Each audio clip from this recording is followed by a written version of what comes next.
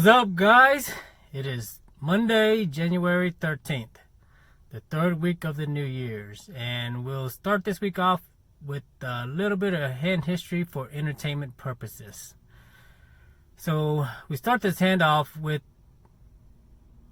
New Fish having $700 in middle position.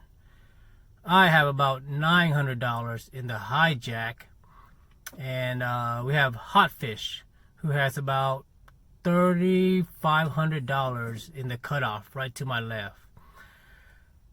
The hand goes to New Fish, who opens for 20, and because this player plays all kinds of ranges and plays them badly and makes tons of mistakes post flop, I had to build a pot and in position and play with him. So I had King of Club, Jacks of Diamond, and I 3-bet to 65. And then Hot Fish in the cutoff calls. Everybody else folds to New Fish in middle position, who calls. Flop comes 6-4-4, 2 clubs. New Fish check. I bet 85. And Hot Fish calls. And New Fish calls. So at this point, I think I'm done. Unless a turn card pairs the board for me. Pairs my board card.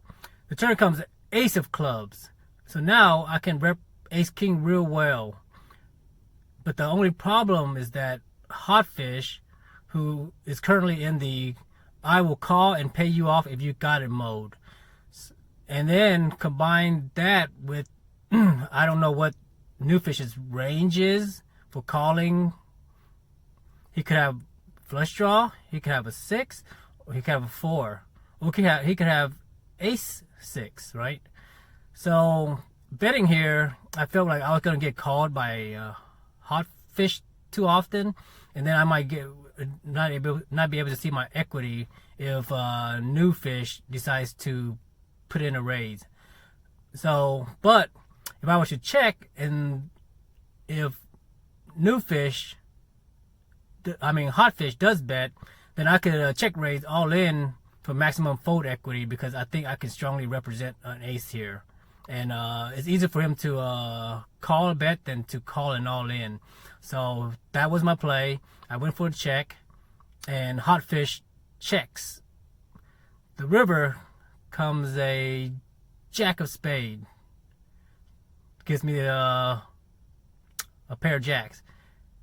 And then New Fish bets out $155. So I wasn't gonna fold here to New Fish. I know his range is way too wide, so I called.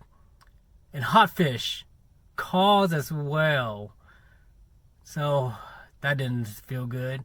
And then New Fish shows 7-6 offsuit. I flip over King Jack, and Hot Fish flips over Pocket Kings. Well played, Hot Fish.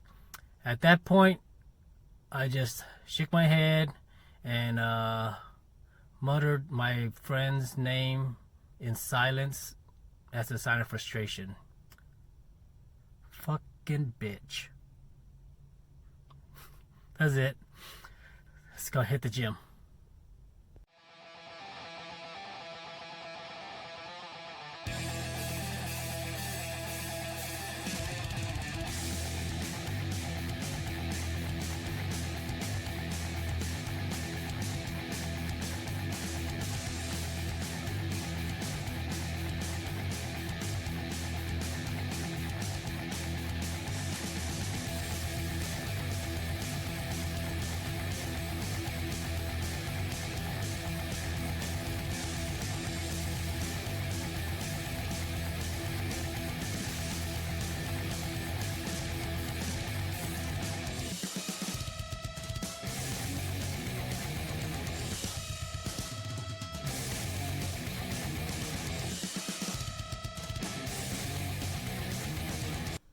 Hey guys, so we are back, and now it is time for some free thinking and contemplation time. So let's think about the topic of contemplation for today. Today, let's touch back on what we talked about last week, which was mainly about perception. And once we build perception, then it leads to better discernment. And discernment allows us to see the nature of things, to see what things really are, the truth, you can say. So once we build out the perception and discernment, then we start to make better decisions overall, right? We know what's right and what's wrong, what's wholesome and unwholesome, and we see things clearer, so we know what to do. And once we start making better decisions, our quality of life starts to get better, right? So let's go back to the poker table. When you're able to perceive things better and see things clearer, you start making better decisions. You start making the right decisions. You know what is a right decision and what is a wrong decision. Because as we said before, no one's in poker is going to tell you when you made a mistake and when you made the correct play, and the results isn't going to tell you either, because the results doesn't justify the process in poker or in life. So when we are able to discern things that we see and make better decisions, our game gets better, right? We make better decisions, we win more, and overall things get better at the poker table. Well, it's the same thing in real life. If you make better decisions, then of course you're going to start eating healthier. You're going to start seeing better results. Your quality of life is going to improve. Everything's going to get better. So we can see that this process is we're not looking for any results, right? The fruits is in the labor itself, and not in the results. Because you enjoy your life as it gets better, as you improve. You're not improving and then enjoying it. So the experience itself is the reward.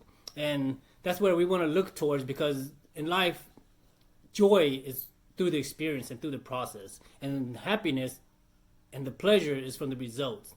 And we all know that happiness and pleasure is fleeting. And we're always in a constant chase for happiness and pleasure. But joy is in the process, is in the action itself, not in the results. By just performing the actions, we are more joyful. So when you want to think about why you should cultivate yourself, it shouldn't be for the results. It should be for the process and the work itself. And in the work and in the process is where you receive the joy and the true happiness, not in the results, because or the goals, because those come and go, and that's not the experience you want to get. And you shouldn't also put your happiness and pleasure on the results. It should be on the quality of work that you put in, and the process and the dedication and discipline that you put in.